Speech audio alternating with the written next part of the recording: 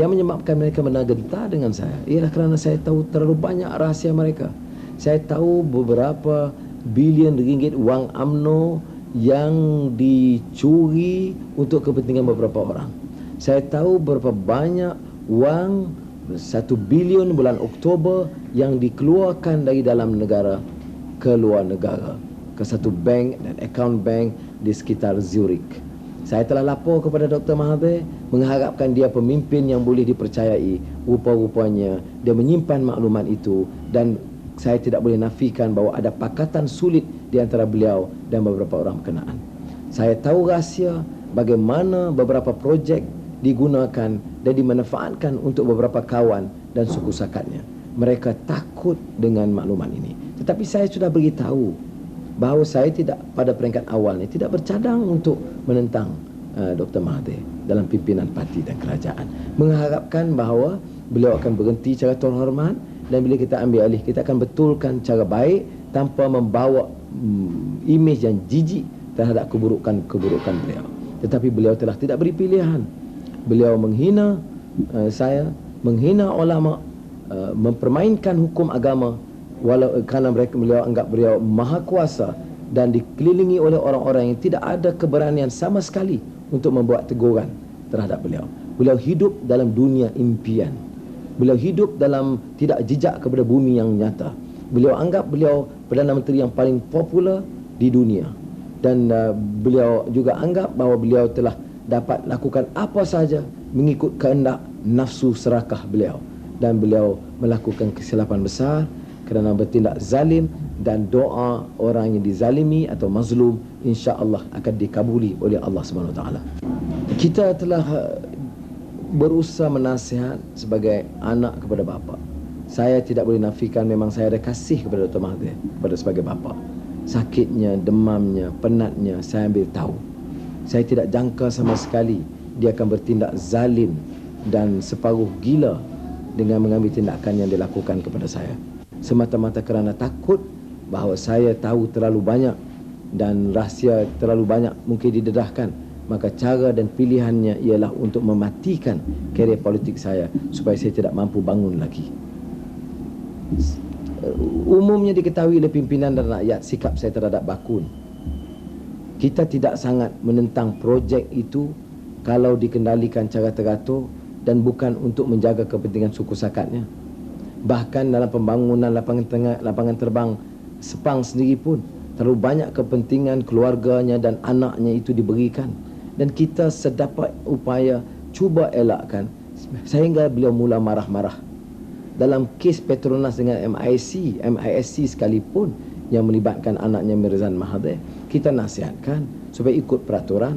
Saya dengan Petronas meminta supaya digunakan penilai antarabangsa.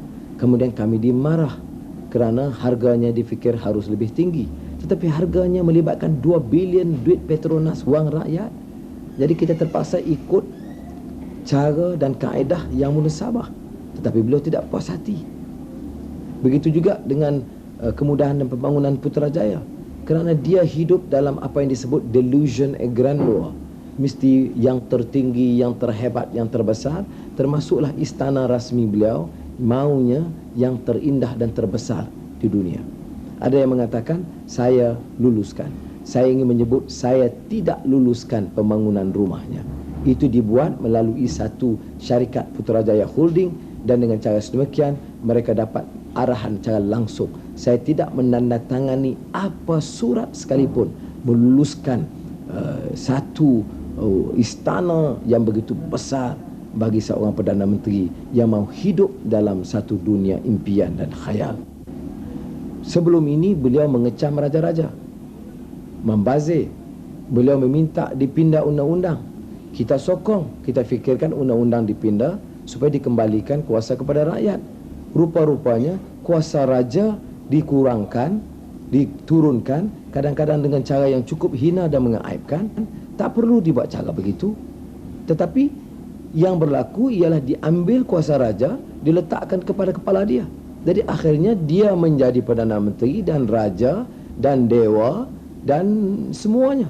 Dan ini yang akhirnya memusuhi beliau sendiri dan merosakkan imejnya. Sebab itu juga saya telah tidak meluluskan rumah rasmi Timbalan Perdana Menteri di Putrajaya. Kerana projek pertama di sekitar 70 juta, dikurangkan jadi 40, dikurangkan lagi, tetapi saya kata kepada Azizah, susah kita nak luluskan sekarang. Dalam keadaan ekonomi begini, tak apalah, kita duduklah di rumah yang lebih sederhana. Tetapi Datuk Seri Dr. Mahathir Mohamad tidak dengan cara begitu. Import semuanya dari Perancis, peralatan dalaman rumah yang terbaik di dunia, semuanya first class, yang paling baik dan indah. Patut kita istighfar dan kita sedar bahawa kita juga ada hadnya. Beliau bukan terlalu muda. Bagaimana mau terus mengangkat kekuasa, menongkat langit dan dengan cara yang kejam dan zalim buat orang seperti ini, gunakan instrumen polis seperti Gestapo, memukul, mendera dengan cara yang cukup memalukan. Mahkamah bersidang, cara satu sidang yang luar biasa cepat dan cekap, tidak mendengar langsung rayuan dan permintaan daripada pihak Guam Bela. Kita dengar berulang kali rakyat mesti berkorban. Tapi apa pengorbanan kita yang memunggah kekayaan ratusan juta dan bilion ringgit? Yang kita dengar berulang kali ialah negara kita, tanggungjawab kita. Negara kita, tanggungjawab kita. Negara kita, tanggungjawab kita. Negara kita, tanggungjawab kita. Rakyat mesti memikul tanggungjawab. Tetapi tanggungjawab mereka untuk melaksanakan keadilan, perintahan mengikut hukum dan undang-undang sendiri tidak dapat ditunai dengan sebaiknya. Saya rasa juga sedikit bersalah kerana cuba membawa perubahan sedapat mungkin sedaya upaya dari dalam, memujuk dan merayu dan menunggu sekian lama. Dan untuk itu saya mohon maaf kerana walaupun saya basmikan kemiskinan, bangunkan rumah kos rendah, pertahankan demokrasi dan masyarakat madani dan membawa imej Islam yang baik, menghormati pandangan ulama, nampaknya saya diketepikan.